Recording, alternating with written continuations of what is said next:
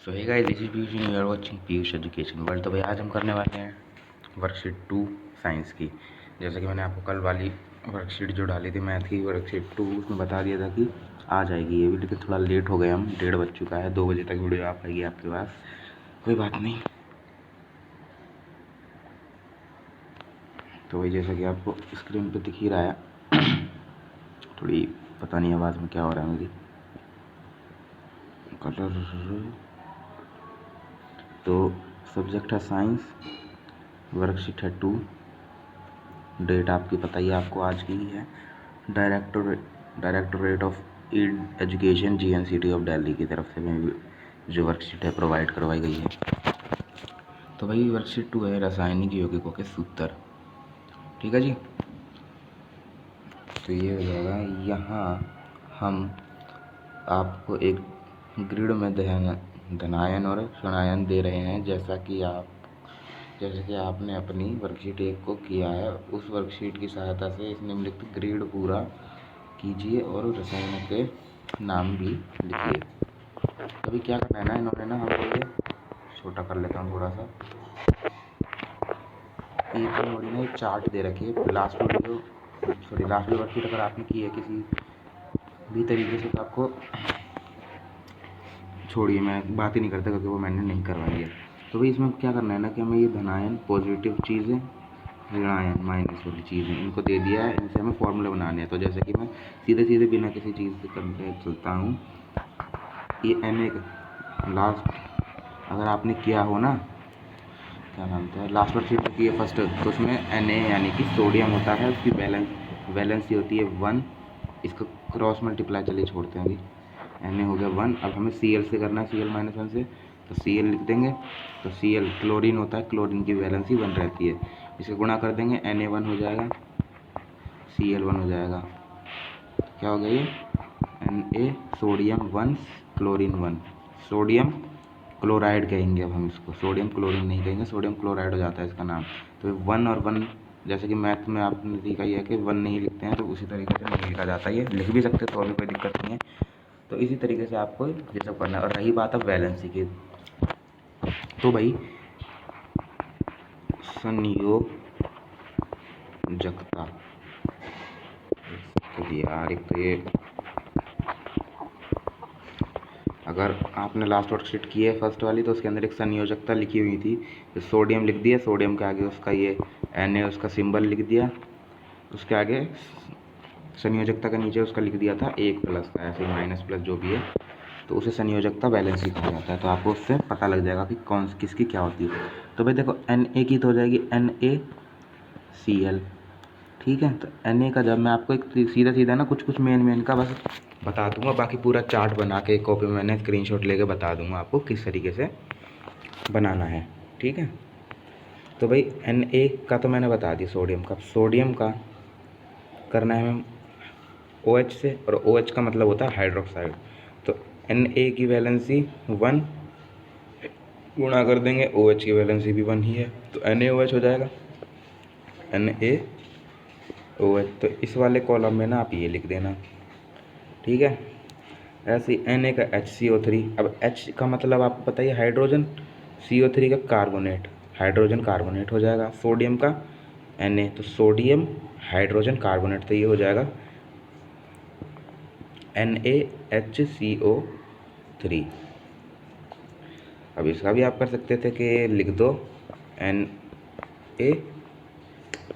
Na1 into में HCO3, क्योंकि वो एक साथ में वैलेंसी उन्होंने एक दी हुई है, NaHCO3 आपका आंसर आ जाएगा। अब NaHCO3 आ गया, तब NO3 होता है नाइट्राइट या नाइट्रेट होता है, मैं भूल गया, थोड़ा इतना याद नहीं है, नाइट्राइट होता है या नाइट्रेट होता है शायद, NO3, इसकी भी वैलेंसी 1 होती है। और नाइट्राइट होता है एक NO2, इसकी वैलेंसी 1, इसकी वैलेंसी, यानी संयोजकता दोनों की एक रहती है। तो हमें Na की एक वैलेंसी, NO3 की भी एक, तो NaNO3 हो जाएगा। तो भाई ये तो आप कर लोगे। तो अभी ये लास्ट वाले और 2 बता देता हूँ, उसके बाद में यही 3 बताऊँगा सबके बस। तो Na की वैलेंसी 1, CO3 की वैलेंसी 2 रहती है। अब गुणा करोगे ना तो यहाँ पर 2 आ जाएगा, Na 2 और CO3 CO3। अब CO3 के आगे 2 क्यों नहीं लगाया, सॉरी यार Na2CO3। अब Na के CO3 के आगे हमने ऐसे 2 या फिर 6 क्यों नहीं लिख दिया ना, तो वो हमने इसलिए नहीं लिखा क्योंकि Na की वैलेंसी 1 आती है और CO3 की 2 होती है, तो 2 तो उसके साथ Na के साथ चली गई, लेकिन CO3 के साथ तो 1 ही गई ना।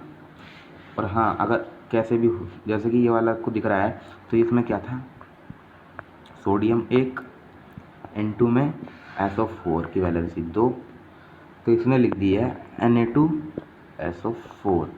तो अगर आपके पास हो जाए ना कि कोई चीज़ ले लेते हैं, हम कॉपर ले लेते हैं, चलो कॉपर की वैलेंसी 2 रहती है, N2 में कर दिया इसने SO4, इसकी वैलेंसी 2 रहती है, तो आपको क्या लिखना है ना कि Cu की तो 2 हो गई, साफ साफ पता लग रहा है,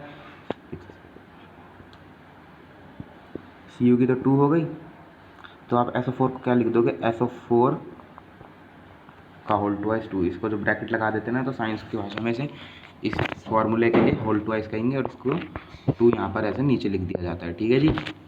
और ये जो लिखा है, आप अगर इसकी जगह सीधा सीधा अपनी कॉपी में लिख दो Na2SO4, तो अभी कोई गलत नहीं होगा। मैं तो ऐसे ही लिखना के लिए बताऊँगा आपको, यही रेफ़र करूँगा। अब चलते हैं हम के होता है हमारा पोटेशियम, ठीक है। तो के का ये अब आपको सारे खुद निकालने हैं, ये इसको छोड़ दो, चलो इतने तो आप निकाल ही सकते हैं, सब में एक एक वैलेंसी है। अब मैं एक वैलेंसी वाले लास्ट बताऊंगा ये, और ये बताऊंगा बस, क्योंकि ये भी थोड़ा वैसा ही है, Hg। तो SO4 है, तो के का वैलेंसी, पोटेशियम की वैलेंसी 1 रहती है, आपको पता होना चाहिए। SO4 का करेंगे 2 वैलेंसी, तो K2SO4, K2SO4 आपका इस वाले कॉलम में आएगा। चलो कलर चेंज करते हैं, ठीक है। K2SO4 आपको इस कॉलम में लिख देना है। अब आपको K से CO3 करना है, तो K की वैलेंसी 1, CO3 की कितनी होती है बताओ, शाबाश 2 होती है, K2CO3 हो गया बस। अब PO4 से कर दो, K की वैलेंसी 1, PO4 1, सॉरी इसकी 3 होती है, तो K3PO4 हो जाएगा। 3 हो गई आपकी वैलेंसीज। तो भाई ठीक है, यहाँ तक आपको समझ में आ गया। तो अब मैं एक लास्ट चीज़ और बताता हूँ Hg की। तो Hg के साथ में अब एक चीज़ और, इसमें मैं आपको एक चीज़ समझा दूँ, ये छोटा ही कर लेते हैं चलो।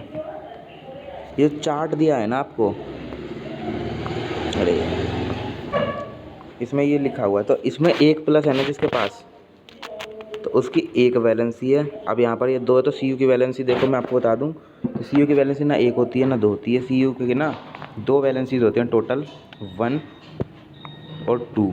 तो अगर नॉर्मली आपको क्वेश्चन में बोल दिया है कि ना कि Cu का और इसका फॉर्मूला बताइए, तो उसमें वैलेंसी तो बताई नहीं, 1 लिखनी है या 2 लिखनी है, तो आपको नॉर्मली पता है क्या लेना होता है, 1 और 2 वैलेंसीज होती हैं, ये वाली वैलेंसी। यानी नॉर्मली अगर आपको क्वेश्चन में बोल दिया कि भाई कॉपर सल्फेट का फॉर्मूला दो हमें, या फिर कोई भी क्वेश्चन दे दिया कि उसमें कॉपर का जिक्र किया है उसने और कॉपर के बारे में ये नहीं बताया कि वैलेंसी कॉपर, जिसमें अगर कॉपर की 1 वैलेंसी है ना तो क्यूप्रस कहते हैं, और अगर 2 वैलेंसी रहती है तो क्यूप्रिक कहते हैं, क्यूप्रस नहीं, क्यूप्रिक 1 में कहते हैं, क्यूप्रस 2 में कहते हैं। तो इस तरह से रहता है ये, अगर आपको नहीं बोला है तो 2 ली जाएगी, ठीक है। तो इसमें तो हमें बोल दिया, अब समझना क्या है आपको, डबल बार इसने प्लस लगा दिया ना, तो यहाँ पर Cu की वैलेंसी हमें 2 लेनी है, ठीक है। और यहाँ पर Cu प्लस 1 बार है, तो Cu की वैलेंसी हमें 1 ही लेनी है, ठीक है, समझ गए आप। अब एक चीज़ और देख लो, यहाँ पर Zn की वैलेंसी क्या होगी बताओ आप, शाबाश बताओ Zn की वैलेंसी कितनी होगी, जिस बच्चे ने बोला कि 2 होगी, शाबाश, बिल्कुल वेल डन, बिल्कुल सही आपका आंसर, क्योंकि भाई 2 बार प्लस है ना। अब Fe की वैलेंसी बताओ, 3 बार प्लस है, 3 वैलेंसी है, और Fe की वैलेंसी होती है 2 और 3, 2 वैलेंसीज होती हैं इसकी। तो यहाँ पर Fe2 है, Fe3 है, इसीलिए Fe प्लस नहीं दिया इसने, क्योंकि 1 वैलेंसी नहीं होती है इसकी। तो लास्ट में Al की एक बार बताता हूँ आपको, चलो Al का हमने कर लिया, छोटा ही लिख लेते हैं। Al की वैलेंसी पता है आपको कितनी होती है, 3 होती है, अगर नहीं पता तो बता देता हूँ। और हमें बोल दिया कि अभी ऊपर है यहाँ पर PO4 की वैलेंसी 3, तो Al3, ठीक है।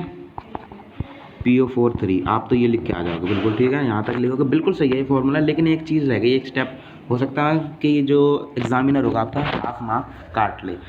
3 से 3 कट रहा है ना भाई, अरे क्या हो गया ये, हाँ 3 से 3 कट रहा है, तो ये हो जाएगा आपका PO कह रहा हूँ AlPO4।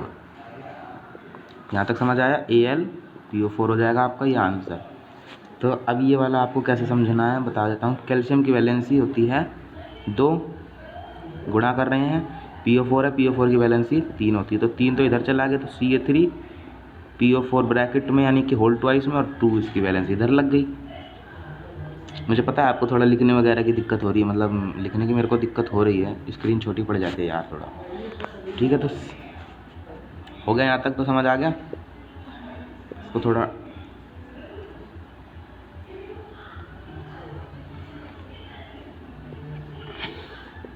इतना ठीक है। अब Fe3 कर लेते हैं। तो Fe की वैलेंसी हमें यहाँ पर दे रखी है 3। अब आपको शायद बिल्कुल डार्कली दिख रहा हो अच्छे से।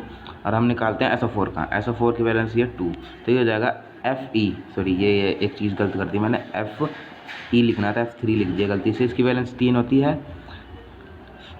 सल्फेट की वैलेंसी 2 रहेगी। आपको बता दूं कि SO4 यानी कि सल्फेट होता है हमारा, ठीक है। तो इसे हम कर देंगे क्रॉस मल्टीप्लाई तरीके से बोलें तो ये हो जाएगा Fe2 होल ट्वाइस SO4 का 3, ठीक है। समझ आया यहाँ तक? तो भैया जिसको यहाँ तक ये समझ आ गया हो तो आप वो सबके निकाल ही लेगा। Zn का भी बता देता हूँ, चलो एक नहीं Mg का बता देते हैं। तो Mg की वैलेंसी होती है 2, हमें बोल दिया कार्बोनेट का निकालो, CO3 होता है कार्बोनेट, कार्बोनेट की वैलेंसी 2 होती है। तो यहीं पे अब समझ में आ गया होगा क्या करना है, Mg2 CO3 का होल ट्वाइस 2। अब पता लग गया होगा 2 से 2 कट गया, तो ये आ गया Mg CO3, ठीक है भाई। तो अब मैं आपको स्क्रीनशॉट दिखा देता हूँ जिसमें मैंने पूरा चार्ट बनाया हुआ है। सो गाइज ये है हमारा चार्ट, जैसे कि मैंने आपको ऊपर बता दिया था, ठीक है। कहीं पर ये दिक्कत है। और ये अगर आपको दिक्कत मैंने जानबूझकर ये मेरे से हुई है, लेकिन मैं कहूँगा कि अच्छा हूँ मुझसे हुई, ये मैंने जानबूझ के एक तरीके से कर दी है। आप मान लेना कि मैंने जानबूझ के आपको ये बीच बीच में जो भांग फोड़ा हुआ है ना, ये आप समझ लो ना कि मैंने जानबूझ के दिया, ठीक है ना। तो मैंने आप इसलिए समझोगे कि भाई मैंने इसमें, क्योंकि भाई इतनी मेहनत की है वीडियो में, 12 मिनट की वीडियो सिर्फ आपको समझाने में हो गई कि फॉर्मूले किस तरह से निकाले जाते हैं, CSO4 कैसे निकालेंगे, Mg CO3 कैसे निकाला जाएगा।